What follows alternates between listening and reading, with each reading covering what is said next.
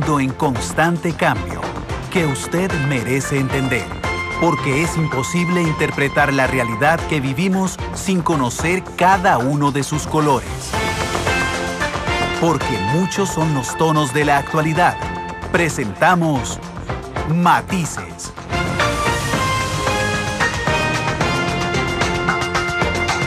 Una producción de Noticias Monumental.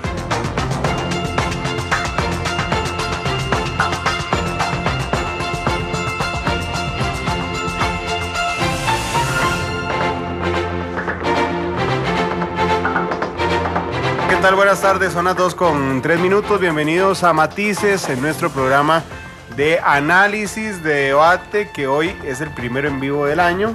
Así es que feliz año, don Alex e Isel, ¿qué tal?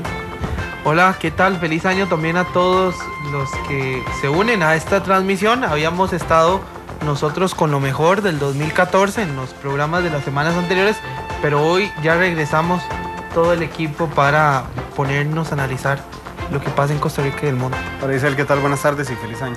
Feliz año, compañeros, feliz año a todas las personas que nos siguen normalmente en Matices. Esperamos que este año también sea de mucho provecho y que todos los temas que les traigamos sean tan exitosos como el año anterior. Bueno, hay dos temas que han capturado la agenda nacional e internacional en las últimas horas. La nacional, que no estábamos esperando hoy, lo estábamos esperando para mañana, fue la inflación del año pasado. Curiosamente, es uno de los pocos años que tiene 3 meses con inflación negativa, septiembre, octubre y diciembre, y eso hace cerrar apenas un poquitito arriba, 0.13%, las expectativas del Banco Central, Alex. Sí, cómo no, hay que estar pendientes. Se esperaba el dato para mañana, ¿verdad? Porque sí, normalmente se publica. Es el segundo día hábil, pero hoy nos sorprendieron con este dato en la mañana sobre la inflación. Sí, era algo inédito, y tomando en cuenta que para un año usted normalmente espera que solo un mes sea una variación negativa, ya 3 meses. Si es el caso. Si es el caso. Normalmente se da mucho como en el último semestre, en los últimos años ha pasado por lo menos como octubre, septiembre, que se da una variación negativa. Se ve que la variación afecta o influye que sean los 3 meses del semestre anterior, cuando uno ve que la inflación de todo el semestre fue apenas del 0.99. Sí, y el otro tema que está acaparando las portadas del mundo es la caída del petróleo. El petróleo de Texas ha caído por primera vez debajo de los $50 desde el 1 de mayo de 2009. Es decir, casi 6 años cayó a 49.95. Y esto ha traído abajo el petróleo de Brent, que es el de referencia en Europa, y también ha traído abajo el Dow Jones, que es el indicador de la bolsa de Wall Street. Así que Nicolás Maduro debe estar ahora preocupadísimo, sobre todo cuando va a ir a China a pedir un préstamo millonario que ya le negaron a su vicepresidente. Entonces va a ir él a hablar con Xi Jinping a ver si le presta, aunque no tenga garantías. Y hablando del petróleo, aquí viene una rebaja muy importante para este mes, que se estima es el precio del combustible va a ser el más bajo en los últimos 4 años. Sí, ya tengo entendido. Y que eso, por cierto, también afecta a la inflación, precisamente. Es uno de los factores que más directamente afectan. Sí, y en este tema del petróleo internacional, Venezuela está preocupado porque Venezuela necesita el barril a $100, está a 49. Rusia está preocupado, pero lo que está haciendo Rusia es contraproducente para ellos mismos. Está produciendo más petróleo y le está bajando el precio. Irán está preocupadísimo, así es que está preocupado Maduro, está preocupado Rusia y está preocupado también Irán. Así es que bueno, y los países consumidores de petróleo somos los que estamos muy felices de esta situación. Ahora que usted decía China, el presidente Luis Guillermo Solís sigue su visita a China con una delegación bastante amplia. Está el ministro de Transportes, está también la presidenta del Recope, el ministro de Seguridad. Están negociando la Ruta 32 y la refinería, aunque había dicho el gobierno que no era el tema central. El canciller había dicho que no era el tema central. El presidente Solís también lo había dicho, creo que en un consejo de gobierno, que no era uno de los temas principales, pero bueno, la presencia de ellos de alguna manera hace prever que es uno de los temas importantes. Después dijo que sí. Igual que la vicepresidenta Ana Elena Chacón dice que en enero se van a presentar proyectos polémicos, y el ministro de la presidencia dice que no se van a presentar proyectos polémicos. Lo que había dicho la vicepresidenta es que en enero Sociedad de Convivencia. El ministro de la presidencia dice que van a negociar primero, pero no está negando tampoco que no se envíen en enero. si se negocia en enero, de aquí al 30 logra una buena negociación, lo convocan. Pero la promesa de la vicepresidenta, lo había dicho el año anterior, es convocar en enero un proyecto de sociedad de convivencia. Bueno, esto tiene que ver con comunicación política también. Vamos a escuchar antes de presentarles a nuestros invitados en el último de las inserciones que tenemos listas. Es el presidente Solís. Esto lo dijo la semana pasada. El presidente Solís, Solís 3. Vamos a escuchar al presidente Solís y regresamos para abordar el tema con nuestros invitados. Ya les vamos a contar de qué vamos a hablar.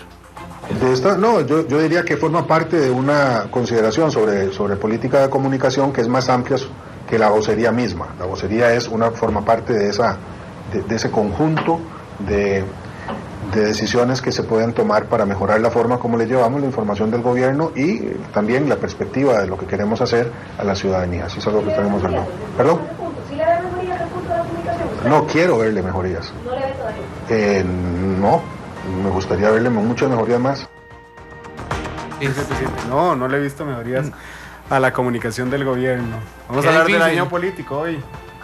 ¿Qué se viene en política? Argentina Artavia está con nosotros. Argentina, ¿qué tal? Buenas tardes. Muy buenas tardes, un enorme placer empezar este año en compañía de amigos queridos, ¿verdad? Que ya hemos compartido en muchos espacios y una vez más les agradezco la invitación y esperemos que sea de mucho provecho. Hoy empezamos interesante, ¿verdad? Con ese audio del presidente Solís. Sí, porque bueno, él siempre dice lo que piensa, ¿sí? ¿Verdad? A veces lo quisieran más medido en sus expresiones, ¿verdad? Algunos que todavía no se acostumbran a ese estilo particular de Luis Guillermo, pero bueno, ese es el señor presidente. Don Sergio Araya de Conrad Adenauer está con nosotros también. Sergio, ¿qué tal? Feliz año, buenas tardes. Buenas tardes, Randall. Buenas tardes, Gisela, Alexander, Argentina. Amigas y amigos que nos están escuchando y los que nos verán más adelante, feliz año a todos. Y como bien decía Argentina, pues un honor estar en el primer programa en vivo de Matices de 2015 y a la expectativa de que sea muy útil para todas y todos los que amablemente nos sintonizan o nos verán más adelante. Sí, es porque el programa sale reprisado hoy a las 8 de la noche a través de Canal 2. También estará con nosotros Constantino Urcullo, viene de camino. Constantino ya casi va a llegar, pero viene escuchándonos y supongo que vendrá entretenidísimo. Decía el presidente Solís en estas declaraciones que escuchábamos de inicio, no he notado mejoría. Y de alguna forma lo que nota es que unos dicen una cosa y otros dicen otra diferente. Argentina. Bueno, en los últimos días del año pasado, ¿verdad? Que recién finalizó, conversábamos un poco sobre el tema de la comunicación política del gobierno y la descoordinación o la falta de información en algunos temas es precisamente la consecuencia, no la causa, ¿verdad? De todas estas lagunas que a veces se dan en cuanto a temas importantes. ¿Por qué consecuencia? Porque la causa es la falta de definición en cuanto a qué quiere comunicar, la falta de una estrategia clara diseñada por el propio presidente de la República, porque él es el que sabrá qué es lo que se quiere decir y cuándo se quiere decir. El problema entonces deviene en una falta de estrategia de comunicación en donde se planteen no solamente cuáles son los objetivos que va a diseñarse en esa estrategia de comunicación, sino también los momentos, las personas, las vocerías, como bien lo señaló el presidente, de quiénes, cuándo y cómo van a referirse a determinados puntos sin necesidad de que él entre a corregir, como sucedió hace igual unas semanas, cuando él estaba en México y mandó a decir no es así como lo están diciendo en Costa Rica. Entonces, no es que se va a eliminar del todo, pero sí puede evitarse en un alto porcentaje estas contradicciones en las que a veces entran los mismos funcionarios de gobierno cuando no han logrado decir algo como el presidente quiere. Y tenemos que tener claro también que el vocero por excelencia o el emisor del mensaje por excelencia en un gobierno es el presidente de la República. Entonces, sus ministros de gobierno, los funcionarios de Estado tienen que estar sintonizados, coordinados con lo que el presidente quiere decir. Cómo lo quiere decir y en el momento en que lo quiere decir, nadie se puede adelantar, nadie puede ir más allá, pero eso solo se logra con una adecuada estrategia de comunicación que no la ve. Si no la vemos nosotros, por dicha que el presidente también fue claro al decir, yo tampoco la veo. yo tampoco veo ninguna mejoría ahí. No, ninguna mejoría, no, es que no ve nada, ¿verdad? Porque así como nosotros tampoco lo vemos, y ya, digamos, se le ha dado el beneficio de la duda en cuanto a la forma que tienen de comunicar las cosas, me parece que ya es momento de tomar decisiones claras, puntuales, para definir esa estrategia y esa forma en la que quieren comunicar las cosas a la gente. Alex, a mí desde primer año de la U, a los comunicadores nos dicen, definan el mensaje. ¿Qué te parece? Sí, bueno, ha sido una de las principales críticas, como lo dice Argentina, de el gobierno, y el mismo ministro de la presidencia nos decía a nosotros que en enero, ya en este mes, va a intentar junto con el presidente Solís redistribuir sus funciones porque no está dando abasto. Entonces habrá que ver cuáles son definitivamente las funciones que le dejan, si él siempre va a ser el vocero oficial de Casa Presidencial, porque él atiende mucho a los sectores sociales, y es claro por su investidura que tuvo por muchos años como obispo luterano, tiene cierta afinidad con los sectores sociales. En la Asamblea Legislativa ahí está un poco crítico la situación. Eso es lo que quieren, redefinir las funciones del ministro de la Presidencia. ¿Te parece si antes de preguntarle a Sergio escuchamos a don Melvin Jiménez, que nos contaba la semana pasada que al regreso del viaje a China el presidente iba a redistribuir sus funciones? Evidentemente en el convencimiento que él tiene de que hay que mejorarla, y también un convencimiento que tiene que tener una mayor distribución de las responsabilidades del ministro de la Presidencia, que han ido creciendo y se han ido intensificando. Entonces en esa valoración estamos. Entonces van a distribuir mejor sus responsabilidades. Exacto, la idea es un poco esperar con una especie de coordinaciones que desahoguen más a la gestión ministerial, y particularmente se valora también la comunicación. Ahora sí, Sergio. Sí, bueno, como bien señaló Argentina, hay un problema efectivamente en la estrategia de comunicación, pero yo voy un poco más allá y creo que tiene que ver con un problema en general de qué es lo que el gobierno quiere desarrollar como sus hechos generadores, cuáles son sus principales ejes de acción.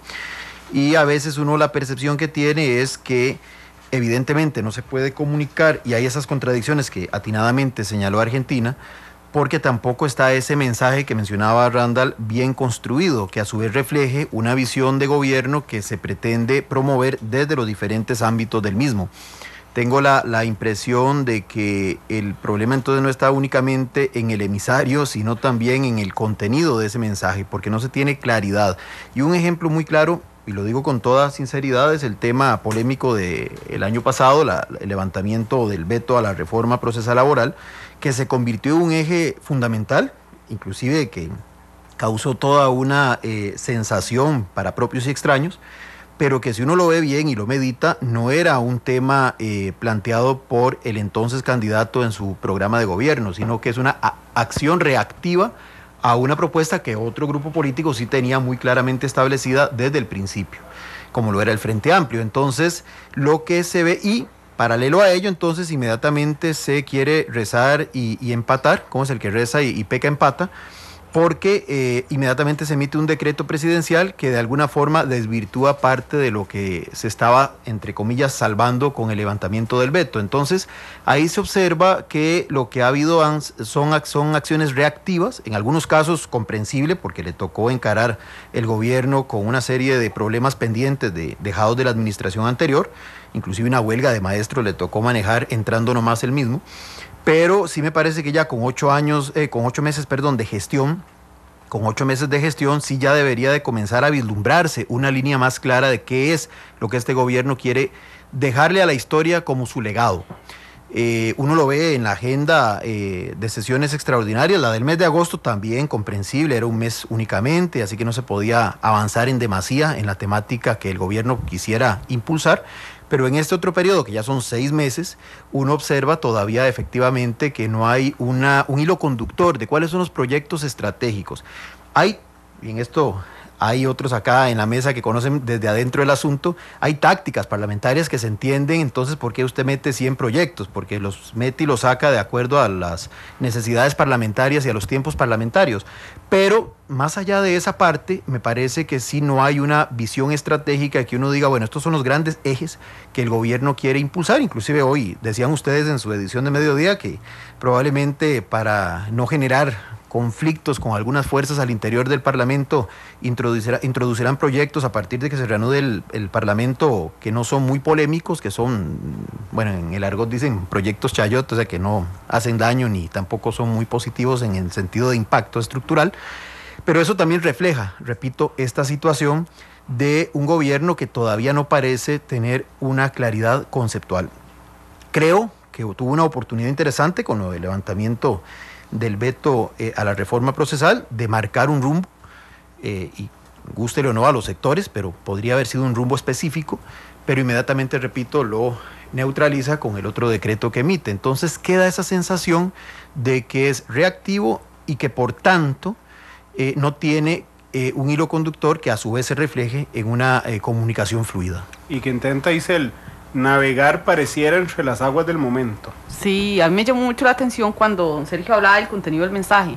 Entonces, en este caso, ¿qué es lo que predomina? ¿Mensajes vacíos o mal estructurados? Yo pienso que mensajes de corte coyuntural para atender situaciones explosivas, o sea, es el típico mensaje apaguincendio y de tratar de atender demandas específicas que el mismo presidente había exteriorizado en su informe de los 100 días que no lo iba a hacer así, porque había que tener supremacía del bien común sobre los intereses individuales, pero en la práctica concreta, que es lo que vale finalmente, pareciera que no está siendo fiel a ese mismo principio que él se autoimplantó en ese informe. Don Constantino, ¿qué tal? Muy buenas tardes.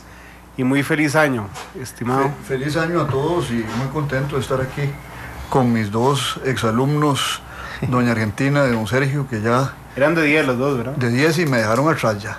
Y no puedo ver nada más satisfactorio para un profesor que eso. Y además estamos hoy con la pantera rubia, que yo me he alejado un poquito porque...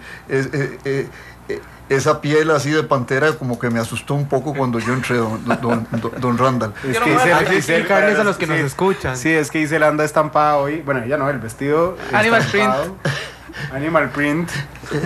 ¿Qué le parece a usted, señor Urcullo, la comunicación del gobierno? Yo no sé, venía escuchando usted al principio. Sí. El presidente dijo, no, ninguna mejoría he visto yo. Bueno, mire, yo le voy a decir esto, ustedes los periodistas y los politólogos tendemos a centrarnos muchos en el tema de la comunicación. Y yo creo que el problema del gobierno no es tanto un tema de comunicación como un problema de estrategia política. ¿Y por qué la estrategia política falla y renquea? Porque realmente la situación es difícil para este gobierno. Hay un excelente artículo que publicó Álvaro Murillo, colega de ustedes, el 4 de enero, ayer, en La Nación, se llama Solís Rosso 2014 metido en un zapato, complacer a los sectores. Y es que no es solo voluntad de don Luis Guillermo, ni voluntad del comunicador o del vocero o del ministro de Comunicación que nombren, sino es que la situación estructural desde el punto de vista político es una situación difícil, es un país fragmentado en lo social, fragmentado en lo político, y don Luis Guillermo tiene que, literalmente, como él lo dijo, bailar con la más fea. ¿Y cuál es la más fea? La fragmentación. La novia de don Luis Guillermo se llama fragmentación. Con esa es con la que tiene que bailar. Y nadie lo ha puesto mejor que el señor don Gerardo Vargas, jefe de fracción de Frente Amplio, a quien lo cita don Álvaro Murillo ayer en La Nación. Dice, hay apertura a todos. El presidente ha hablado con empresarios, sindicatos, grupos campesinos y está bien, pero el tema no es ese, dice don Gerardo. Quiere quedar bien con todos y entonces le cuesta perfilar su gobierno a un lado y a otro. Lo considero más bien una debilidad. A veces quiere quedar bien, pero de ahí otro sector se le enoja, está como en la cuerda floja. A lo que añade don Albino Vargas, correctamente a mi juicio, dice que a pesar de tener una buena relación con el gobierno, es un gobierno con una política oscilante. Es un gobierno condenado estructuralmente a oscilar de un lado al otro porque no puede abrir un frente permanente con ningún sector. Sin embargo, el fin de año sí lo llevó a un amorío más intenso con la gente del Frente Amplio. Y ahí se acabó la luna de miel. La luna de miel terminó con el levantamiento del veto a la reforma procesal laboral y ahora don Luis Guillermo lo que tiene es un divorcio entre las manos, ¿verdad? Es decir, sus socios del PUSC ya se han retirado, por lo menos algunos de ellos, y además los empresarios que habían sido, pues yo no diría que complacientes, pero si no habían iniciado un proceso de ataque al gobierno, se sintieron traicionados, traicionados porque en México les dijo que no iba a levantar la reforma procesal laboral, y viene acá y don Melvin le estaba negociando el levantamiento, y viene acá y la levanta, y se sintieron traicionados. Entonces ya esa luna de miel que la logró mantener oscilando de un lado al otro como el marido adúltero, ¿verdad? Que dice, no, mi amor, es que me atrasé en oficina, ¿verdad? Se me varó el carro, ¿verdad? Y de pronto resulta que lo agarraron con que la señora lo vio con el carro estacionado ahí en una callecilla oscura, ¿verdad? Y ahora tiene que ver cómo enfrenta una posible demanda de divorcio con algunos sectores importantes en la vida política del país. Pero cuando uno le pregunta, lo hizo Alex la semana pasada con el presidente Solís, si tiene claro los retos de este año, lo tiene muy claro, bueno, por lo menos lo dice muy claramente. Vamos a escuchar el primer audio que tenemos del presidente Solís. Alex le preguntó la semana pasada cuáles son sus prioridades para el 2015 y él las pinta así de sencillo, vamos. Así es que si usted me pregunta de prioridades y la reforma política como parte de ellas, yo le decía que sin duda, pero la urgencia hoy del país tiene que ver con esos dos factores esenciales, o esos tres factores esenciales, que tienen que ver con inversión en obra pública, generación de condiciones adecuadas para el aumento de la productividad y el crecimiento económico, y la reforma fiscal que le dará al país tranquilidad macroeconómica y al pueblo de Costa Rica los recursos necesarios para la inversión social de primera calidad que requerimos. Matices. Decía el presidente Solís, la reforma fiscal entre una de las prioridades de él, y yo quería preguntarles, ha dicho el gobierno, y lo ha dicho Luis Guillermo Solís, los impuestos van, el impuesto sobre la renta inclusive se está presentando creo que en este mes, en enero, según había anunciado el Ministerio de Hacienda. ¿Qué tan difícil es poner en la discusión este tipo de proyectos, impuestos, la ley de salud sexual y reproductiva que incluye la pastilla del día después, que lo impulsan Elena Chacón, sociedades de convivencia, cuando está de por medio en mayo la presidencia de la Asamblea Legislativa? ¿Cómo tiene que jugar el gobierno? Además, Alex, perdón, el ministro de la Presidencia tiene... El ministro de la Presidencia tiene la transparencia, ojo, porque ninguno aquí es nuevo en estos temas de cobertura, entonces todos sabemos que Casa Presidencial negocia los votos para el 1 de mayo, pero es poco común que el ministro de la Presidencia salga, como salió bien Monumental en la mañana, diciendo que efectivamente que están negociando la reelección de don Henry Mora directamente, y que él va a ir a pedir votos. Sí, que van a ir a pedir votos, y eso en español son Frente Amplio y el Partido Unidad Social Cristiana. ¿Qué tan difícil entonces la ven ustedes que la tiene el gobierno en estos meses? ¿Qué movimientos puede hacer para ganarse una reelección? ¿Ustedes ven una reelección de don Henry? Bueno, mire, yo diría que la tiene muy difícil, harto difícil, dificilísimo. Ya decirle los movimientos, ya que me contraten como consultor, ¿verdad? Para decirles qué es lo que tiene que hacer. Pero yo difiero en el planteamiento de don Luis Guillermo, en el sentido de que los temas son esos tres que él dice. Yo creo que el tema fundamental, prioritario del país, es como en otro artículo que había publicado Álvaro Murillo también en La Nación en días anteriores, que se llama La loca política de Costa Rica, en 8 verbos. Uno de los verbos más interesantes ahí... Hay una pluma magistral, Álvaro, voy a decirlo, mi buen amigo que siempre nos escucha. Sí, es un periodista de verdad, sí. Es negociar, negociar y negociar. Ese es el reto que tiene el gobierno. Bueno, y parte de la negociación, aquí en este país la gente algunos se escandalizan de que se esté negociando el directorio de la Asamblea Legislativa. Normal, eso es parte de la vida política. Es el cómo se hacen las cosas. Si usted no tiene el poder en la Asamblea Legislativa, no va a poder aprobar el presupuesto. ¿Qué? Aprobar el presupuesto como lo aprobó. Sí, tiene que tener fuerza política, tiene que lograr alianzas, tiene que ceder en algunas cosas y tiene que ceder puestos, Es decir, en un régimen parlamentario las cosas son más claras. Se sientan los dos partidos y dicen ministerio tal para usted, ministerio tal para mí, en torno a un programa común, y nadie se escandaliza de que haya ese tipo de acuerdos que son normales en la vida política. Y eso es lo que tiene don Luis Guillermo enfrente. Bueno, el Frente Amplio no se le va a quitar, eso está muy claro. el Partido Unidad Social Cristiana está dividido en 3 tendencias. Entonces, algunas puramente de naturaleza individual, diputados que se van por la libre suelos, otras, el grupo Renacer, que tiene cierta cohesión y obedece a don Rodolfo Pisa Rocafort, más o menos, y después el grupo de don Humberto Vargas, que son 3 tendencias, y o sea que esta vez no la tiene tan segura don Luis Guillermo en esa negociación. Entonces, esto es muy difícil. Es muy difícil y, por ejemplo, el tema de las uniones civiles de convivencia, yo no lo veo progresar eso, Alex, que es un tema que se impone por razones de derechos humanos desde el punto de vista de nosotros, periodistas, politólogos, filósofos, etcétera. Pero realmente ese es un tema que tiene fuertes oposiciones y que rompe alianzas y rompe acuerdos. No veo ese tema, por más que doña Elena con razón se empeña en que eso salga, no veo ese tema saliendo en la corriente legislativa. Como tampoco, perdón, don Sergio, lo de la pastilla el día después. Tampoco. Temas sociales en general. Que lo impulsa ella, doña Elena. Es que quisiera agregar justamente eso que decía Constantino. Por eso es coincidente este planteamiento con lo que el señor ministro de la Presidencia habló de la agenda parlamentaria.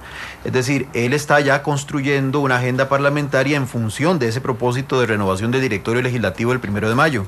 Y en una asamblea partida como esta, donde 2, 3 votos pueden ser decisivos, por ejemplo, los votos de los diputados de los partidos de corte evangélico y el propio diputado Óscar López, que aunque en la tribuna parlamentaria luzcan como grandes opositores al gobierno, a la hora de las acciones concretas, donde se tiene que decidir cuál es la posición, en algunos aspectos clave, como el mismo presupuesto ordinario que mencionaste, Randall, terminaron apoyando la tesis gubernamental. Entonces sí, es probable que esta construcción de esta agenda vaya a ir más en función de esas contingencias y de esos requerimientos de corte coyuntural que de una visión más estratégica. Y yo nada más quería decir, de los 3 ejes que planteó el señor presidente, pues son los 3 ejes que la sociedad en su conjunto ha venido planteando a lo largo de muchos años. Prioridades. No son las prioridades de él, son las prioridades del país en general y que son harto conocidas y que fueron además muy discutidas, muy analizadas en los debates y en toda la campaña electoral concluida. El tema no es qué es lo que es importante para el país, sino qué es lo que es posible concretar para el país. Y en este caso sí tiene que incorporarse lo que bien señalaba don Constantino, que es esa realidad de un parlamento fragmentado que exige una negociación, pero una negociación con fundamento, para que no caiga en lo que él, parafraseando al diputado Vargas, decía, de que al final se quiere quedar bien con todos, porque el axioma dice que cuando usted quiere quedar bien con todos, queda mal con A mí lo que me parece de lo que dice Sergio es como que le pregunten al secretario general de la ONU cuáles son las prioridades del mundo y diga, acabar con el hambre, distribuir mejor la riqueza y aumentar la productividad mundial y que no haya más guerras, Argentina. Y además conseguir la paz mundial, ¿verdad? Sí. El tema aquí, como bien lo señaló mi querido Constantino, es un tema de negociación que convierte al presidente de la República casi que un artista de malabares, ¿verdad? Porque viene en una cuerda floja, ¿verdad? Tratando de mantener el equilibrio con distintos sectores que le exigen distintas cosas. Porque una cosa es entender qué es lo que él quiere hacer. Yo creo que él tiene muy claro qué es lo que quiere hacer. El tema es cómo lo está transmitiendo a la ciudadanía, el cómo lo va a lograr. El cómo hacerle entender a la gente que lo que está haciendo tiene un objetivo claramente definido por ellos, ¿verdad? Su equipo de trabajo. Eso por un lado. Y por el otro, que a pesar de que él tiene claro qué es lo que quiere hacer, todavía una mayoría de este país, creo, todavía no sabe el cómo lo va a hacer, pero más allá de eso, hay, de nuevo, sectores que le están exigiendo cosas más allá de lo que él tiene en su agenda. Entonces, yo creo que esa aparente debilidad que le señala el diputado Vargas, de que quiere quedar bien con todos, es precisamente debilidad para el presidente, sí, pero ya, digámoslo en términos mitológicos, ya le encontró su talón de Aquiles. Porque al saber que no quiere quedar mal con todos y que le va a decir que sí a todos, ¿verdad? Porque de alguna manera eso también se desprende, viene a significar para el Frente Amplio, por ejemplo, una presión excesiva. Ok, ¿quieren la presidencia del Congreso el 1 de mayo? Bueno, estas son, ¿verdad?, estas son las alternativas o estas son las solicitudes que nosotros les estamos haciendo de cara a una agenda legislativa, de cara a acciones de gobierno más contundentes en temas que han sido álgidos, en temas que han sido discutidos poco, creo yo, en agenda nacional. Entonces creo que esa es parte de las exigencias. El tema de la inversión en obra pública y el tema, sí, por supuesto, que no solamente en los debates, sino que también distintos espacios académicos han hecho diagnósticos hasta que ya, como se decía también en campaña, de diagnósticos y análisis estamos cansados los costarricenses, porque además instancias nacionales o internacionales se han esmerado en el diagnóstico. Ahora falta el cómo. Y creo que es en ese cómo hacer las cosas es lo que el presidente tiene que enfocarse ahora, para que su mensaje tenga contenido, un poco lo que señalaba Isel hace unos minutos, para que ese mensaje sea concreto, para que sea conciso, para que le llegue a la gente, sí, saben lo que quieren hacer y además nos dicen cómo lo van a hacer. Y creo que eso es fundamentalmente lo que ha faltado aquí. Cuando recordamos toda la forma en cómo se negoció el presupuesto y la forma en cómo fue aprobado, a pesar de toda la oposición que tuvo en el plenario, la pregunta surge porque de allá para acá han cambiado muchas cosas. Es cierto lo que dijo don Constantino, que van a tener muy difícil, mucho más difícil que lo tuvieron en el pasado, pero el campo de acción es el mismo. Ellos podrían negociar de igual forma para lograr el mismo éxito que lograron en ese momento. Cada acto, cada acción que se da en la Asamblea Legislativa es una negociación por sí sola. O sea, lo que funcionó antes puede que no le funcione en la negociación que sigue. Con esto hay que entender que si bien es cierto, los actores en la Asamblea Legislativa son los mismos, no necesariamente la misma estrategia de negociación les va a llevar a obtener los mismos resultados. Por eso es que es tan delicado, por eso es que es este equilibrio necesario que hay que mantener, tiene que cuidar no solamente forma, sino fondo. Entonces, si sabemos que hay una agenda legislativa con ciertos proyectos o ciertos puntos claves, tenemos que saber, o tiene que saber el equipo que va a manejar esa negociación, cuáles son los puntos fuertes y los puntos débiles de cada uno de los proyectos, cuáles son los actores que se van a oponer y cuáles son los que van a apoyar el proyecto. Puede sonar muy simple, pero bueno, es muy delicado, porque puede ser que quienes estuvieron a favor del presupuesto ahora estén en contra de una agenda legislativa en este periodo. No tal vez en todos los puntos, pero bueno, uno solo puede detener ese proceso. Entonces, el equilibrio es muy, muy delicado. Hay que cuidarlo muchísimo, insisto, no solamente en fondo, sino también en forma.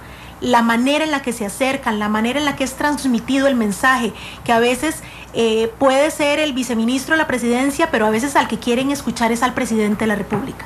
Entonces hay que estar muy bien sintonizados para saber en qué momento puede hablar don Melvin, pero en qué otro momento es necesario que sea el mismo presidente el que lo haga. Y no asustarnos por eso, porque eso es parte de un proceso lógico en democracia, un proceso lógico de debate político.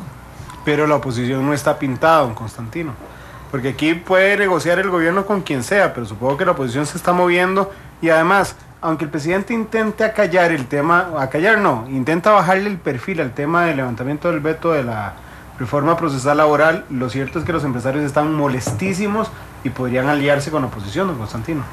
Sí, lo que pasa es que esa alianza empresarios-oposición no puede ser tan abierta. Es decir, ni por los partidos de oposición, ni desde la perspectiva de los mismos empresarios, que no les conviene bajo ninguna circunstancia asumir color político partidario. Entonces yo diría que además hay que agregarle otro elemento a esto, y es el elemento de la cuestión de lo difícil que resulta el asunto de la fricción entre las fuerzas. Y es algo que señalaba Argentina. Cuando usted, y esto hay un teórico de la guerra alemán, Karl von Clausewitz, que se lo aplicaba a la guerra y hablaba de la niebla de la guerra. ¿Qué es la niebla de la guerra? Que cuando usted está en una lucha, usted no siempre tiene claro cuáles son las intenciones del adversario. Y la suya a veces las tiene que modificar de camino. Y ¿por qué? Porque en la fricción permanente, en esa negociación sin fin que se está dando en nuestro país entre las diversas fuerzas, la situación cambia día con día. Y esto lo describía muy bien Argentina. Yo no veo a los empresarios aliándose, veo a ambas fuerzas buscando a otros aliados. Por ejemplo, el presidente buscó a fin de año una alianza con la iglesia, se les apareció en la conferencia episcopal de la noche a la mañana, y los obispos que tienen sabiduría de 2000 años, evadieron el asunto porque quería una definición de ellos en torno a un documento, y muy modositamente, con gestos litúrgicos, le dijeron: vamos a estudiar el documentito y en algún momento, don Luis Guillermo, nos reuniremos e, inspirados por el Espíritu Santo, le daremos respuesta a sus planteamientos. Y también surgió ahí, paralelamente, el interés de los empresarios por reunirse con los obispos. Es decir, las únicas fuerzas no son las fuerzas políticas, los sindicatos, sino que hay otros sectores como empresarios e iglesia que juegan un papel importante en la vida política nacional. Ahora que usted mencionaba, don Constantino, este tema de la Iglesia Católica, ¿cómo se ve una mediación de la Iglesia Católica con este tema de la reforma procesal laboral, cuando también los mismos obispos anuncian que este año van a empilar baterías contra todos los proyectos polémicos como fecundación in vitro, sociedades de convivencia, todos estos proyectos de los que ya hemos hablado? ¿Cómo se ve una mediación de la Iglesia Católica en este tema de la reforma laboral? Bueno, mire, la mediación, ustedes fueron los primeros que lo informaron. La mediación, don Luis Guillermo quería que fuera entre sindicatos y empresarios y la iglesia en el medio. Y los empresarios dijeron: no, la mediación tendría que ser entre la iglesia en el medio y el gobierno y la ciudadanía. O sea, el marco de la negociación y de la mediación está siendo definido. Además, esa es una iglesia que también hay que tener en cuenta que está en proceso de cambio. Faltan 2 obispos por nombrar en la conferencia episcopal. El Papa Francisco le está dando un rumbo diferente a la iglesia.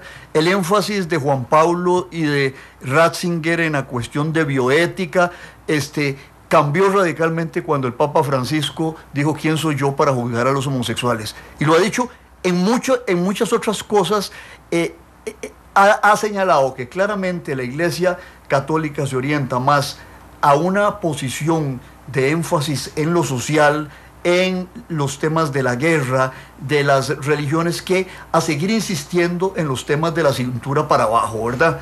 Porque ahí la doctrina no la han cambiado, y yo pienso que no la van a cambiar, pero no van a seguir tratando de perseguir a la gente por razones de diversidad sexual, como lo han hecho algunos obispos y prelados conservadores. Bueno, desde Monseñor Sanabria, que estaba preocupado por lo social, es que me recordó ahora que habló de la mediación social de la iglesia, me transporté automáticamente a los 40 con Monseñor Sanabria subido en un jeep con el presidente Calderón Guardia y el presidente el presidente del Partido Comunista, don Manuel Mora.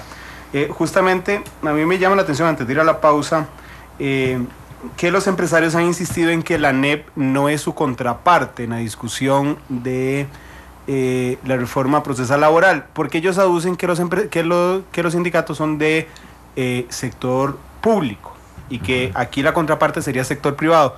Hoy, antes del programa, de hecho, le pedí a Karina Porras, nuestra compañera que cubre sindicatos, que le preguntara a la ANEP cuántos agremiados privados tenía. La ANEP nos responde: somos 15.000 empleados públicos y 2.000 empleados privados. Eso sí, algunos del sector privado son clandestinos porque se afilian directamente a ANEP, pero los jefes no saben por temor a ser despedidos, dice la ANEP.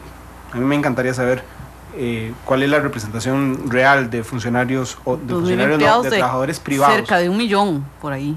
Claro, pero es que ANEP se llama Asociación Nacional de Empleados Públicos y Privados. Tienen 15.000 públicos. ¿Dónde están los privados? Bueno, ANEP nos dice a nosotros, son 2.000, pero están clandestinos porque sus jefes no saben. Y ahí hay que meterle una cosita pequeña, y es que la ANEP no es lo más representativo del sector público. Eso es cierto. Está el bloque de Busco, que agrupa a los maestros, la ANDE, la APSE, sí, y que ahí usted está hablando de 70, 80.000 afiliados. Pero además el presidente dijo que la mediación de la iglesia no la buscó él, que la buscaron los empresarios y los sindicatos, dice el presidente. Son las 2:42, vamos a la pausa y regresamos con matices.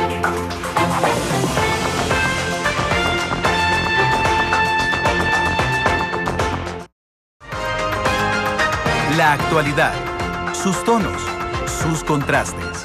Esto es Matices.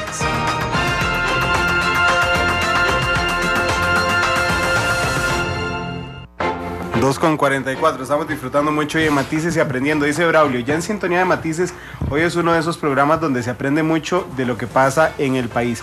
Escuchándolos a los tres, Sergio, tengo la impresión de que el año pinta más difícil que el que pasó para Luis Guillermo Solís. Por supuesto, porque el año, como bien señaló Constantino, de la luna de miel fue el 2014. Ahora va a entrar al año de la realidad. No sé si de un inminente divorcio como planteaba él, pero sí de la realidad cruda, de la realidad cotidiana. Casi que la que sentimos todos cuando pasa diciembre y comenzamos la cuesta de enero. Bueno, a él le va a tocar la cuesta de 2015. Porque además, efectivamente, Tino decía ahora algo muy importante, y es que hay una situación estructural que lo trasciende a él, pero bueno, él es ahora el presidente y le toca manejar esto, que es esta situación de fragmentación política y social que vive el país, y por eso evidentemente el presidente tiene que liderar un proceso que de alguna forma trate de identificar aquellos aspectos en los que pueda incidir, pero a través de ese proceso permanente de negociación, y ahí es en donde sí, creo que Argentina dio algunos aspectos de lo que tendría que ser su estrategia, de lo que tendrían que estar haciendo ya sus asesores, sus encargados de diseñar esa estrategia, porque hay que ir identificando todos los actores que existen, políticos y sociales, sus posiciones, sus intereses, y como el mismo presidente lo reconoció, viéndolo tema por tema, porque esa es la gran disyuntiva. A veces nosotros, y eso es un error en el que todavía nosotros caemos, tendemos a ver la cosa muy globalizante, muy en capacidad de integrarlo todo, y la realidad actual no funciona así. Y efectivamente, o sea, toda la negociación, aunque suene feo, toda la negociación de corte coyuntural que le sirvió para que el presupuesto ordinario se aprobara, va a tener que diseñarla para cada uno de los temas fundamentales que él quiera promover. Y ahí sí es donde, esa es la parte a la que yo me refiero, que hace falta definir esa priorización de cuáles son esos temas fundamentales. No esa carta a los Reyes Magos, que ya mañana se celebra, ¿verdad?, de los grandes temas, sí, que eso ya lo sabemos, sino cuáles son los temas en específico a los que él les quiere apuntar, y a partir de ahí hacer toda esa labor que describió muy bien Argentina, mapear cada actor, identificar qué estoy dispuesto a dar, qué estoy dispuesto a no ceder, y en ese no ceder es en donde se puede ir vislumbrando cuáles son sus prioridades. Ahora, creo que un tema fiscal es de por sí, para retomar sus planteamientos, un tema álgido, y bueno, ya se ha visto, tenemos cerca de 10 años, creo, de estar tratando de promover una reforma fiscal que no ha logrado pasar. Lo más cerca que estuvo fue el anterior presidente, y la Sala Constitucional se lo echó abajo justamente por procedimientos parlamentarios mal desarrollados. Entonces aquí hay que tener mucho cuidado, porque este es un régimen en donde, si bien no es parlamentario, por la forma en que funciona, tiene mucho peso el Parlamento. Por tanto, es vital lo que ocurre ahí al interior. Y cualquier acción, por muy leve que se haga mal, y ya, repito, lo vivió doña Laura con su proyecto de solidaridad fiscal, se echa abajo cualquier negociación, por muy fructífera que esta haya sido. Entonces sí me parece que es un año, digamos, para tener la suficiente claridad de no desarrollar mensajes rimbombantes de efecto como los que se manejaron en 2014, sino que sea más modesto en esa parte, pero más certero, más agudo en qué es exactamente lo que necesita negociar. Y ahí vuelvo a lo que decía Constantino al principio, el tema de estrategia política deviene casi que en su desafío primordial. Dice M. Vargas en Twitter, ¿por qué no dejan de criticar y aportan ideas, contribuyen con planes y soluciones, don Alexander? Bueno, ¿usted critica tanto? Todos tenemos algo siempre de críticos, pero aquí tenemos los expertos. Argentina, no sé si quiere apuntar algo. Algunas cosas ya las hemos venido diciendo, no solamente en este programa, sino también en programas anteriores. El señor presidente, además de historiador, es politólogo.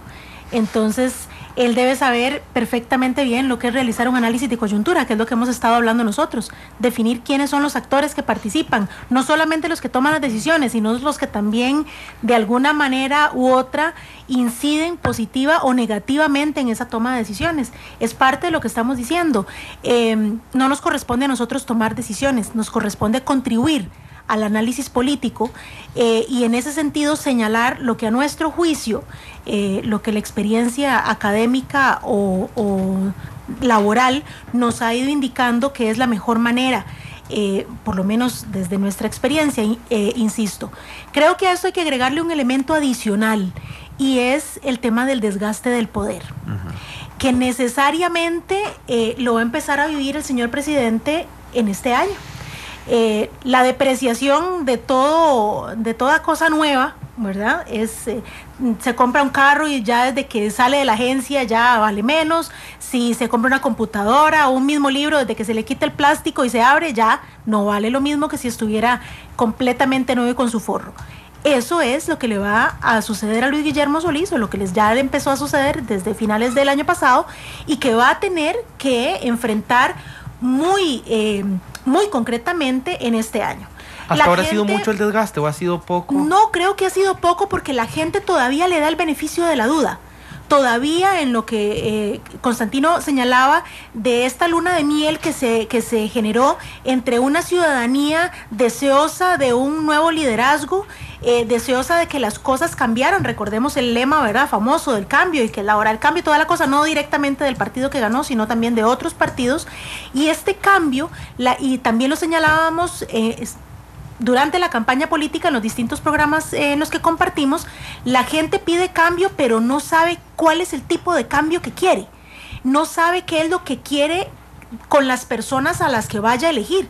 Finalmente elige a Luis Guillermo Solís y a su equipo, y bueno, sigue sin saber tampoco o exigirle con claridad qué es lo que quiere hacer. Solo quieren cambios, pero no hay una certera claridad de qué es lo que quiere que cambie el señor presidente. Eso le ha dado, por lo menos en este primer año, ¿verdad?, o en este casi primer año, una especie de lugar cómodo desde donde poder establecer algunas acciones que no todas han tenido efectos positivos para su imagen. Hay otras que más bien le han rebotado como boomerang. Esas son las cosas en las que tiene que tener cuidado para este año que viene, a sabiendas de que ya su popularidad, de que ya esa forma en la que lo percibía la gente ya no es la misma de sus primeros meses de gestión.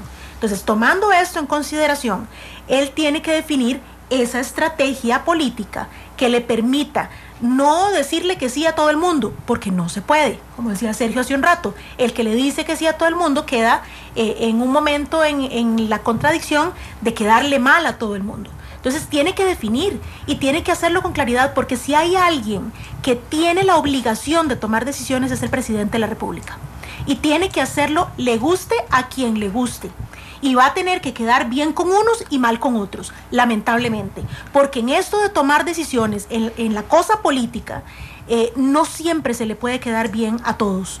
No todos los sectores pueden quedar bien. Y creo que él también, hace unas semanas, él señaló, en este país no se puede seguir percibiendo que si se toma la decisión sobre un tema en particular, viene inmediatamente en perjuicio o en beneficio de uno sí y de otro no. Entonces también tenemos como sociedad que entender que las decisiones que se toman a veces son muy difíciles, el proceso que lleva a tomar una decisión es muy complejo, pero podemos asumir que quienes toman las decisiones lo hacen con ese equilibrio, con esa meditación, con esa reflexión de que va a poder generar un beneficio a la sociedad costarricense.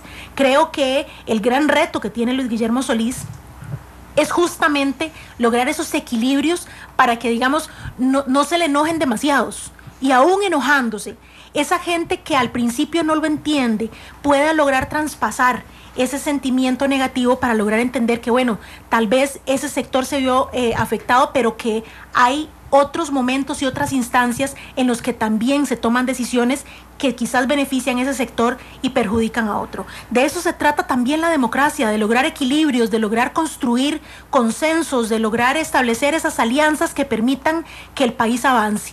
Y el que tiene que dirigir estas operaciones es el presidente de la República. Él tiene que asumir con muchísima más fortaleza, con mucho más liderazgo este año que empieza, a sabiendas, insisto, en que tiene que cuidar forma y fondo, y que además hay decisiones que no le van a gustar a la mayoría, y tiene que asumirlo, tiene que asumir esa responsabilidad. Pero tomar decisiones luego de un caudal de 1.300.000 votos, digamos que podría uno nublarle el juicio. Es como cuando uno tiene un montón de subalternos que lo único que hacen es pasarle la brocha Y entonces, por supuesto, al principio es complicadísimo tomar decisiones porque tenés a todo el mundo a favor tuyo. Claro que sí, pero también tiene que entender, insisto, en que el poder se desgasta.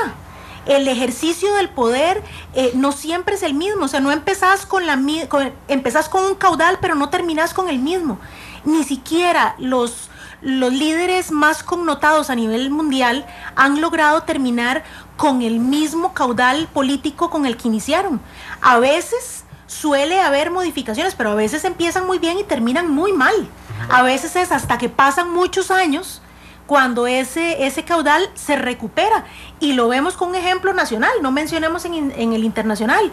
El expresidente Rodrigo Carazo, cuando él fue presidente, 78-82, salió como el peor presidente de todos los tiempos, pero después, con todas las luchas y las expresiones que él hacía durante el combo del ICE, ¿verdad? La famosa lucha social, él recupera la credibilidad en la gente. Entonces hay que entender esto en política.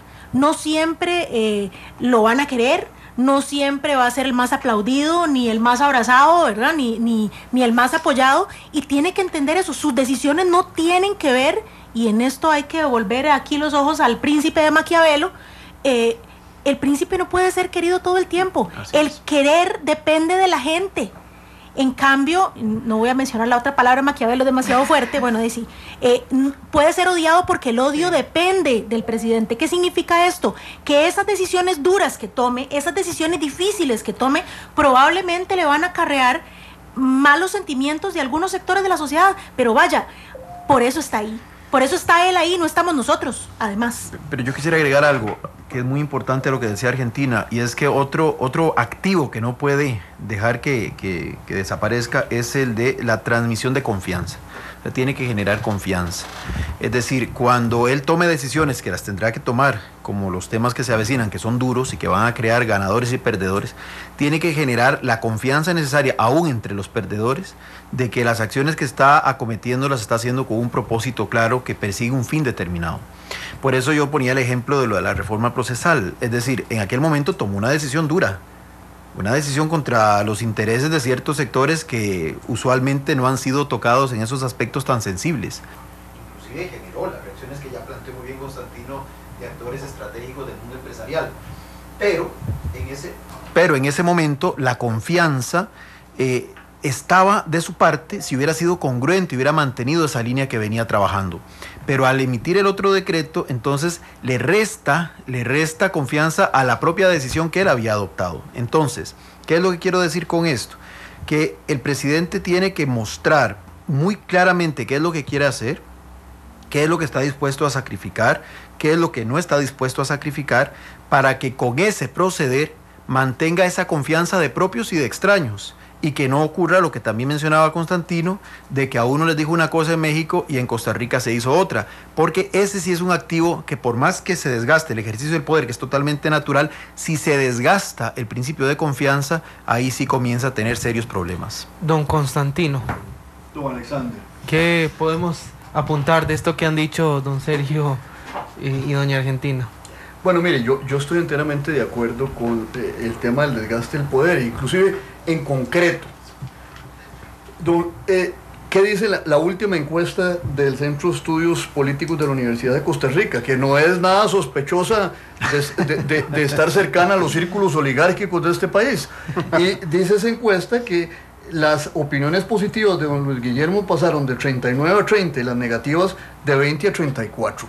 Es decir, yo creo que el presidente no puede seguir montado en la moto del 1.300.000 votos, ¿verdad? Así es. Es decir, conforme uno avanza en un gobierno, hay un desgaste. A veces el desgaste no es tan grande, a veces alguien se logra recuperar. Por ejemplo, los presidentes populistas de América Latina, Chávez o Correa, han logrado aprobaciones sostenidas durante un largo tiempo, pero estas son las excepciones. Es decir, todo ejercicio del poder desgasta. Y en ese sentido, el reto que enfrenta el presidente de la República es negociar, pero ¿negociar para qué? Es decir, muchas veces los que enseñan negociación de conflictos negocian por negociar y que el gran valor es la negociación en sí. No, la negociación es a dónde se va, y a dónde se va es que hay que construir mayorías, y construir mayorías por temas. Es decir, a eso es a lo que está enfrentado el presidente de la República. Pensar en que va a lograr la unanimidad, eso es iluso. Pero entonces, en ese proceso de ir construyendo mayorías por temas, obviamente van quedando algunos lastimados, algunos heridos. Entonces, parte del asunto es lo que se llama en política la operación ambulancia, ¿verdad? Es decir, los heridos hay que irlos curando, ¿verdad? A la vez que se va construyendo otra mayoría.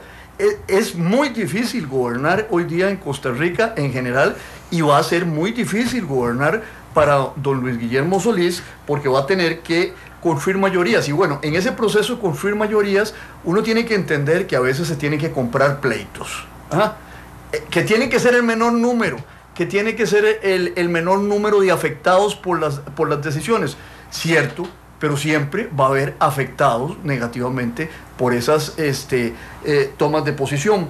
Y yo creo que Sergio ha apuntado algo muy importante. Una cosa es tener conflictos, pero otra cosa es perder credibilidad. Y la oscilación genera pérdida de credibilidad. Y hay un tema que se nos ha olvidado en todo esto al analizar el año, y es que dos de las decisiones que se tomaron el año pasado, el levantamiento del veto y el presupuesto, no son procesos terminados. Faltan las decisiones de la Sala Constitucional. Así es. Entonces, ¿qué va a resolver la Sala en cuanto a la tramitación del presupuesto? Yo pienso que ya no van a resolver mucho en la medida en que ya se está ejecutando ese presupuesto a partir de hace 5 días. Entonces, no les va a quedar más que decir, sí, ya está bien, que siga. Pero probablemente los magistrados, que en cierto sentido no son exclusivamente juristas, sino que son juristas políticos o político-juristas, podrían tratar de empatar con el tema del levantamiento de la reforma procesal laboral. Y eso, que pudo ser una victoria en diciembre, se puede transformar en una derrota importante en enero o en febrero, cuando la Sala finalmente decida en esa, diría yo, quietud de la Sala Constitucional frente a un tema tan agudo como es que lo deberían de haber resuelto hace 15 días, una semana, decida resolverlo, y podría que sea resuelto desfavorablemente al gobierno. Entonces, todavía el partido no ha terminado. Es decir, estamos como en el minuto 84, ¿verdad?, de un partido de fútbol, y estamos a la espera de esos 6 minutos que faltan, donde la Sala podría modificar el balance político de las fuerzas del 2014. El 2014 político no ha terminado todavía hasta que esas dos decisiones no se den. Vamos a ir a la última pausa y regresamos con más de Matices.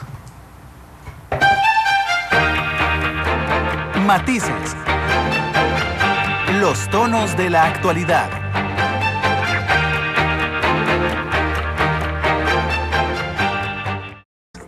Matices.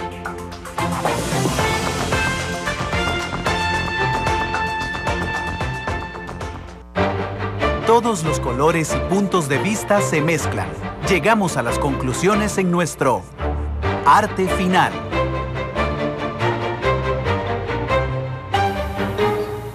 Son las 3:05 de la tarde. Muchas gracias por continuar en sintonía de Matices. Les agradecemos a todas las personas que están en este momento opinando vía Twitter. Recordamos que estamos en @monumentalcr y también en Facebook como Noticias Monumental. Don Constantino, hay otro tema que también está en el aire, que es, bueno, primero el año empieza con la cumbre de la CELAC aquí en el país, con la presidencia pro tempore, pero también antes de eso, el gobierno y una delegación muy amplia va a viajar a China. Sí, bueno, y eso es parte de las relaciones normales diplomáticas de Costa Rica con una gran potencia. Sí. Disculpame un segundo nada más, es que Presidencia acaba de tuitear y me hizo gracia.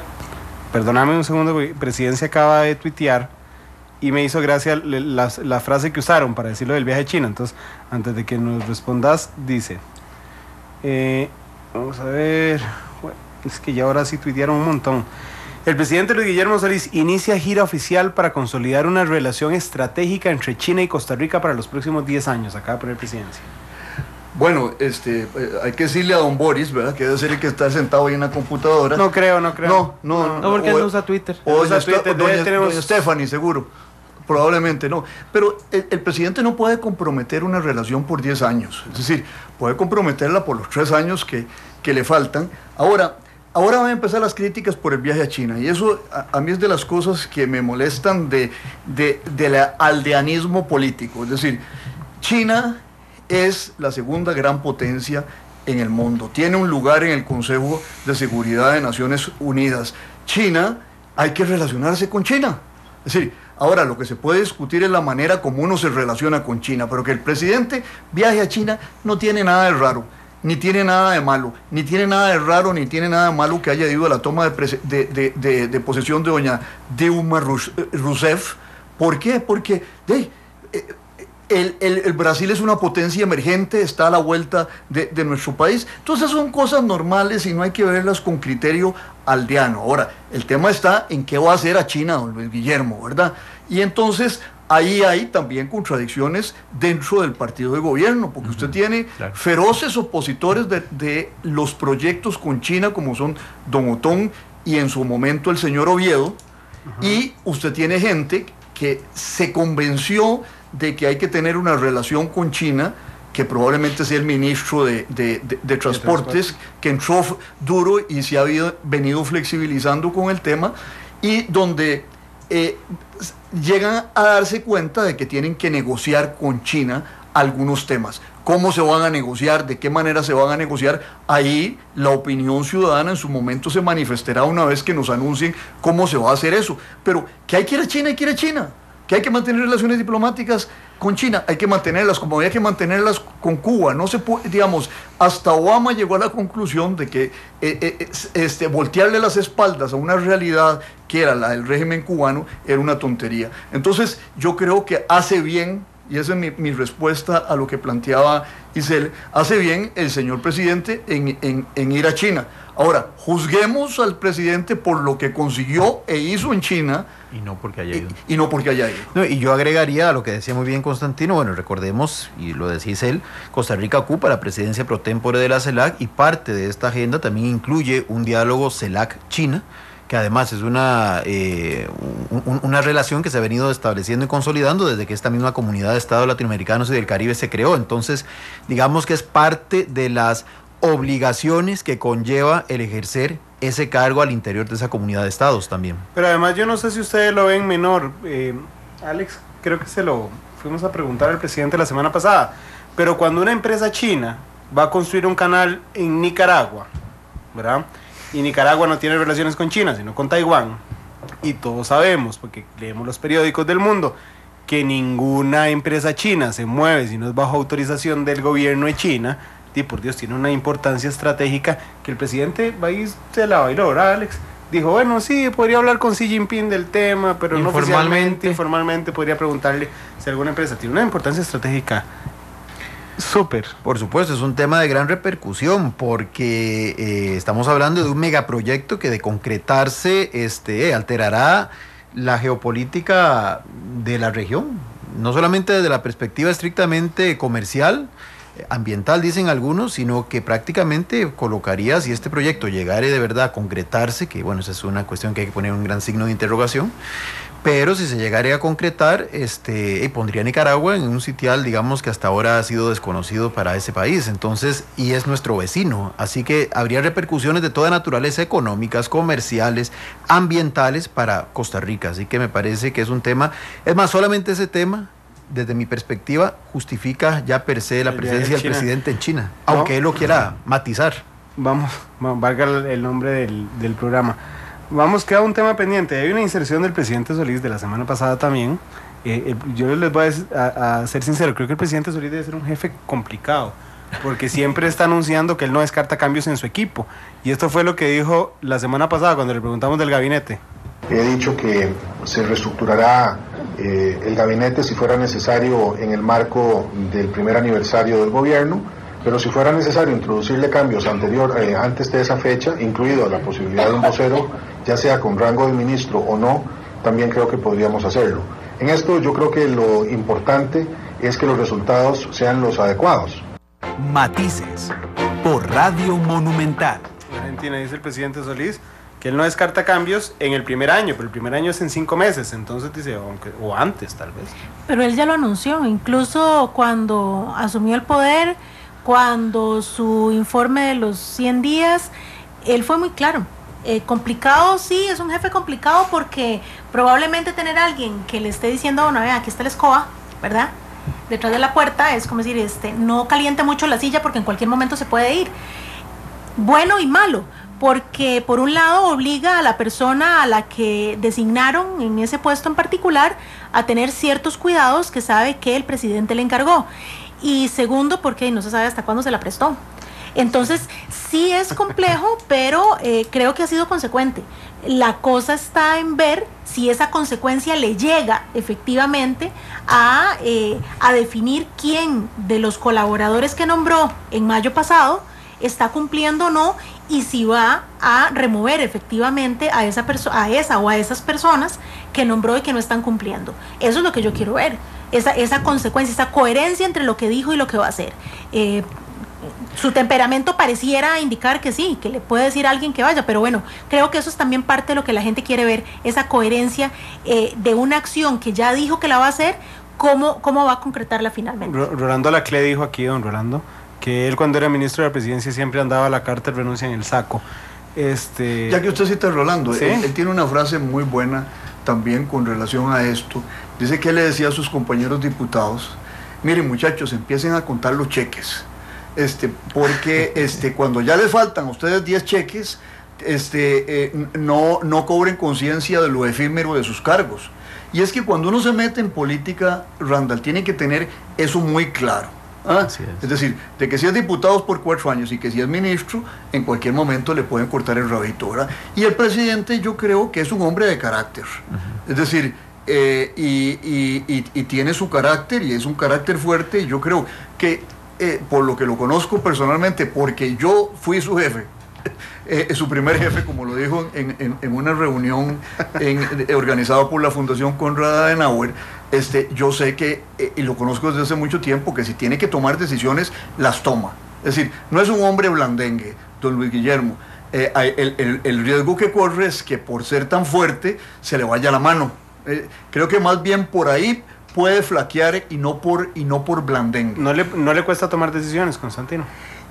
No le cuesta tomar decisiones. Lo que sí es que es un hombre reflexivo, y lo que aparece como oscilante y equilibrista, vuelvo al inicio del programa. Es decir, es una situación estructural, ¿verdad? Es una situación estructural donde el país está muy fragmentado y tiene que circular en un medio muy diverso, heterogéneo, con multitud de conflictos. Pero digamos, su personalidad psicológicamente no es la de un hombre blandengue y reflexivo. Si dependiera únicamente de él, sin tener que tomar en cuenta ese contexto en el que está inmerso, tomaría decisiones muchísimo más rápidas, mucho más contundentes. Con una mayoría legislativa. Sí, ese es su carácter. Olvídense. Ese es su carácter. Claro. Lo que pasa es que es complejo lograr entender que una decisión o una palabra que él señale va a tener una serie de consecuencias, no en una institución, en toda la institucionalidad del país. Entonces, eso es lo que lo hace él a veces detenerse, reflexionar, porque tampoco es impulsivo, o sea, no es una persona impulsiva, pero precisamente eso es lo que a veces algunos quisieran que él tomara decisiones más rápido, pero no lo está haciendo solamente para él y su casa, ¿verdad? Claro. Es pensar un poco más allá, y eso es lo que hay que tomar en cuenta. Perdóneme que le interrumpa, cada uno habla de la procesión según como le fue en ella, es decir, hay mucha gente que porque Luis Guillermo no toma decisiones favorables a sus intereses, entonces, pongo un ejemplo, Sintrajap, como no tomó la decisión que querían, le quemaron la foto de Luis Guillermo. Otros sectores, como no tomó la decisión favorable en el tema de la reforma procesal laboral, se sienten traicionados.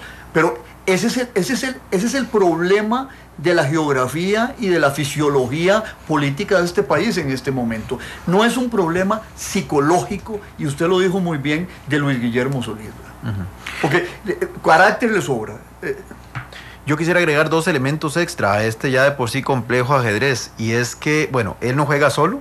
Los otros actores también tienen sus propias contradicciones. Hemos visto, por ejemplo, a la principal fuerza de oposición que todavía a mi gusto no se ha logrado delinear en cuál es su proyecto. Ellos están enfrascados en una lucha interna. Eso en parte creo que le ha favorecido también a don Guillermo para que todavía mantenga un poco del caudal político alcanzado en abril, porque no ha tenido esa oposición liberacionista que en otros gobiernos era evidente, fuerte, furibunda. En esta oportunidad hemos tenido una liberación bastante errático, donde ellos están apenas tratando de identificar cuál es el norte que como agrupación quieren seguir y muchísimo más qué posición le van a ofrecer al país. Y el otro elemento, que lo mencionó también Constantino, es que las otras fracciones, incluida la propia de gobierno, viven entre el amor y el odio al interior de ellas. Es decir, salvo el Frente Amplio, que ya en la recta final del año se le quiso salir del canasto una diputada, pero me parece que casi todas las fracciones también tienen sus luchas internas que de alguna forma repercute en la forma en que interactúan también en este juego de poder.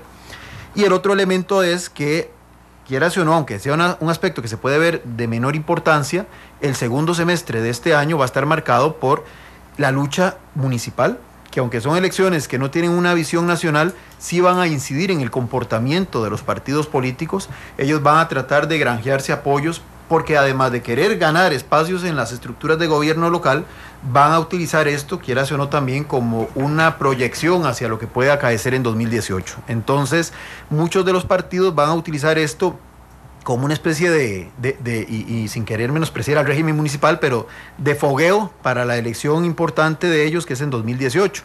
Esto va a incidir también en la forma en que los partidos políticos se vuelvan a relacionar con el gobierno, porque lo van a ver ya con ese matiz electoral, y además va a repercutir en cosas muy concretas. Muchos diputados probablemente, y ustedes lo verán cuando estén reporteando, dejarán de asistir a sesiones en la recta final del año 2015, porque tienen que ir a pagar favores y apoyar a sus candidatos a alcaldes en sus propias comunidades. Entonces eso también va a incidir, quieras o no, aunque es un aspecto de orden local, en la dinámica nacional.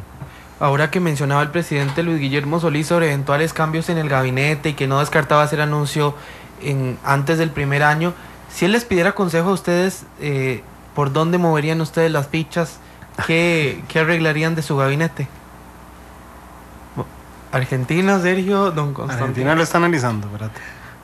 Yo no sé, es decir, yo espero que no me lo pida, ¿verdad? Porque me parece que es una situación muy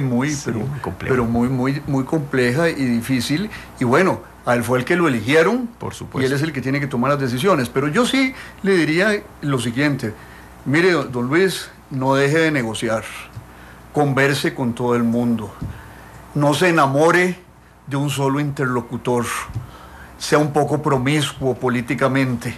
En estas materias la monogamia no es la regla, como lo es en la vida personal y familiar de todos. Pero aquí usted tiene que tener múltiples noviazgos, múltiples enamoramientos y evitar en la medida de lo posible los enfrentamientos. Creo que esa sería mi recomendación. Creo que hasta el momento el matrimonio con el Frente Amplio, por lo menos en la parte final del 2014, fue excesivo. Es decir, fue demasiada monogamia, ¿verdad? Don Luis Guillermo necesita políticamente una canita al aire, ¿verdad?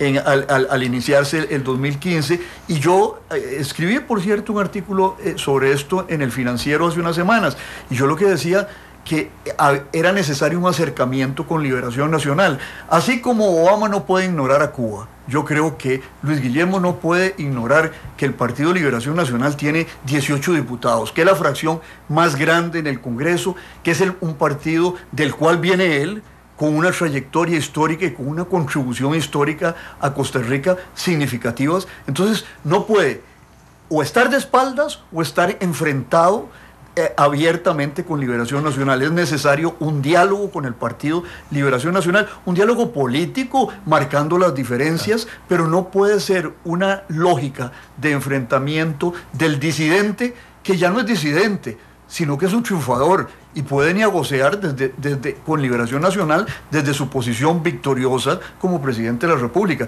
Pero ignorar a Liberación Nacional, no conversar con Liberación Nacional, me parece un error muy grande. Y que además a muchos de los actuales diputados él conoce no solamente de sus líderes políticas en Liberación Nacional, sino también en otros ámbitos, ¿verdad? Políticos, académicos, laborales. Entonces creo que debería también aprovechar ese elemento. Yo no me atrevería, igual que Constantino, a decir, ojalá que no me pregunte, pero si me preguntara, yo no me atrevería a mencionar nombres, quite este y ponga el otro, no va por ahí, sino a pedirle claridad, transparencia en la definición de sus objetivos, que sea consecuente consigo mismo. No creo que haya dejado de serlo, pero que sus decisiones no pueden depender del favor de la gente. Así es. No está en campaña. Es el presidente de la República y por lo tanto tiene la responsabilidad y el compromiso de tomar decisiones que no todas van a caer bien, ¿verdad? Lamentablemente para algunos. Pero creo que tiene las habilidades. Creo que el pueblo de Costa Rica descubrió en él a un líder, a una persona con habilidades y con capacidades suficientes para liderar este país. Y entonces, un poco que deje ese temor, ¿verdad? Que a veces creo que lo invade en cuanto a ser más contundente. Él tiene con qué, tiene todo el instrumental, no solamente académico o intelectual, sino también personal.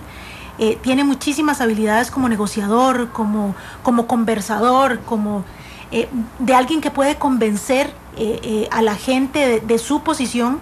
Y siguiendo la misma línea de Constantino, es que no tenga miedo de negociar. Muchas veces tendrá que ser él directamente el que lo haga, pero que si manda a alguien a hacerlo en su lugar, tiene que ser una persona casi que su clon, ¿verdad? Alguien que sepa respetar esa línea de pensamiento, ese estilo que él tiene, para que no haya confusiones. Creo que en algunos de los temas de los últimos meses, eso es lo que falló, ¿verdad? Que no transmitían el mensaje tal cual él quería que se hiciera. Y entonces esa contradicción o esa aparente contradicción es la que también ha llevado a que la gente tenga algunas opiniones, empieza a tener algunas opiniones negativas sobre su forma de gobernar. Creo que él sabe lo que quiere hacer con este país, creo que lo tiene claro. Lo que pasa es que la coyuntura, la institucionalidad a veces es muy compleja y las cosas no pueden avanzar tan rápido como él quisiera. Lo mencionamos también muchísimas veces en campaña y luego, una vez pasadas las elecciones, los cambios no se pueden dar de la noche a la mañana. Es muy complejo, pero también tenemos que entender que el cambio lo producimos todos. No podemos esperar que solamente el presidente de la República o sus ministros transformen este país. Nosotros también tenemos que poner de nuestra parte en los distintos espacios donde nos desarrollamos. Y colaborar con el desarrollo de este país, colaborar con que las cosas sean mejores, más transparentes, más coherentes, y también dejar de hacer algunas cosas que señalamos con muchísima facilidad en los demás. Los errores se los señalamos muy fácil a los demás, pero somos incapaces a veces de señalar los mismos errores que nosotros estamos cometiendo. Tenemos que ser más coherentes, creo yo, y eso es lo que también, no solamente para el señor presidente, sino también para nosotros mismos, ciudadanía. Yo le sugeriría exactamente, no quién se va o quién no se viene, porque esa es su potestad y para eso fue electo, sino que tenga claro de que fue un equipo al que le costó formar, porque recordemos que duró muchas rondas integrándolo, y por tanto es un equipo que de entrada era heterogéneo, entonces que trate de homogeneizarlo un poquito, de crear una cierta armonía, y de que sí tenga, porque es el presidente y tiene muchas responsabilidades, una persona capaz de conducirle en la parte operativa ese gabinete y las presidencias autónomas incluidas de una forma que justamente reaccione en concordancia con lo que Argentina describió muy bien, que todos hablen el mismo idioma en los mismos momentos y todos orientados al mismo propósito del señor presidente. Entonces sí me parece que básicamente sería que ajuste algunas tuerquitas por ahí, tal vez en esa redefinición de roles de las que habló el señor ministro de la Presidencia, se precise mejor quién puede ser ese articulador al interior del equipo de gobierno que hoy sí efectivamente este equipo adolece. Decir que no también debe tomar una parte importante en toda esta estrategia de negociación. Por supuesto. Claro, no siempre se puede decir que sí. No siempre la respuesta es sí. A veces es necesario decir que no. Y me parece que es sano también. Esperar siempre una respuesta positiva es un tanto ilusoria, ¿verdad? Poco realista, poco creíble. Si vamos a pedir algo y nos dicen de entrada que sí, hay algo que no está bien, porque no se han detenido a pensar cuáles son las consecuencias o cuáles son las implicaciones de decir que sí. Cuando uno está en capacidad de decir que sí es porque sabe que puede cumplir con eso que está prometiendo o que está ofreciendo. Sabe que tiene las condiciones para lograrlo, para concretarlo. Pero decir que sí a buenas a primeras sin reflexionar es aventurado, es irresponsable.